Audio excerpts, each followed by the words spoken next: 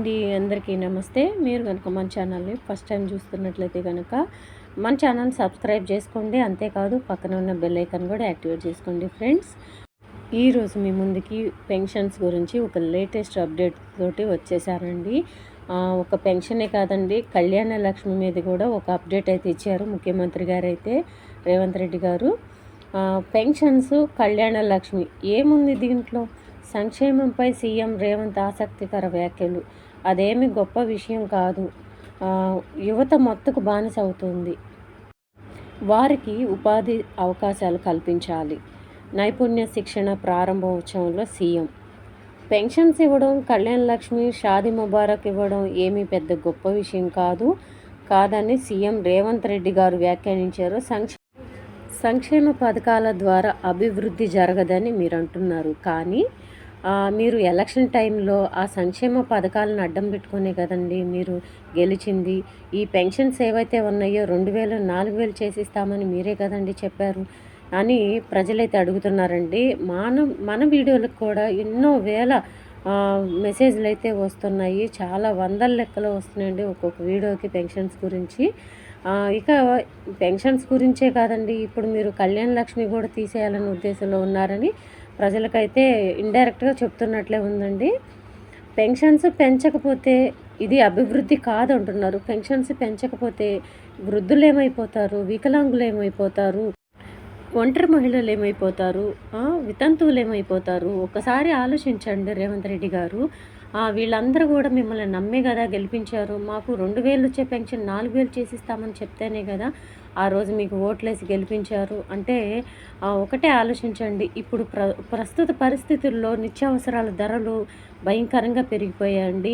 వీటిని తట్టుకుంటూ కూడా ఈ ఇల్లు జరుపుకోవాలంటే, ఈ వచ్చే పెన్షన్లు ఇల్లు జరగాలంటే ఎంత కష్టమో ఒకసారి ఆలోచించండి. ఈ ప్రజలని మీరు పెన్షన్స్ ఇచ్చి ఆదుకోవాలి. టైంకి అయితే రావట్లేదు. ఇప్పుడు మీరు పెంచకపోగా ఈ పెన్షన్స్ అనేవి ఒక టైం అనేది లేకుండా పడుతున్నాయి. ఇంతకుముందు టైం టు టైము రిలీజ్ చేయగానే 1-2 రోజుల్లో అన్ని జిల్లాలకు కంప్లీట్గా రిలీజ్ అయిపోయాయి. కానీ ఇప్పుడు మాత్రం ఈ నెల పెన్షన్ వచ్చే నెల పెన్షన్ వచ్చే నెలలో పడుతున్నాయి. ఇదేనానండి అభివృద్ధి అంటే? కానీ ఒకటి ఆలోచించండి సార్, సీఎం సార్, దయచేసి ఈ పెన్షన్దారులని ఆదుకోండి. ఎందుకంటే ఈ పెన్షన్ మీదనే ఆధారపడి ఉన్న కుటుంబాలు చాలా ఉన్నాయండి. మనం వీడియోల ద్వారా కూడా చాలామంది మెసేజ్ అయితే చేస్తున్నారు.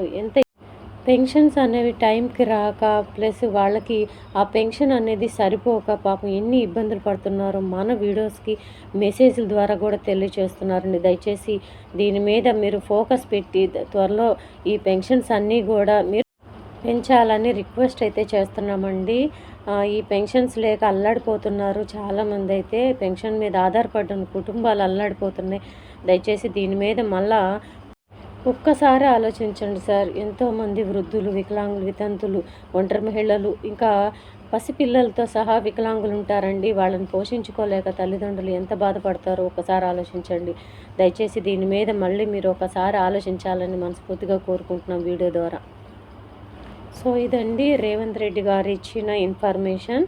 ఇక పెన్షన్స్ మీద కానీ, షాదీ ముబారక్ కానీ, కళ్యాణ్ లక్ష్మి కానీ ఇచ్చే అవకాశం లేనట్టుగానే కనిపిస్తున్నాయి. మ్యాక్సిమం సీఎం రేవంత్ రెడ్డి గారు స్వయంగా ప్రకటించారంటే దీని మీద చాలా వరకు ఆశ వదిలేసుకోవాల్సిందే.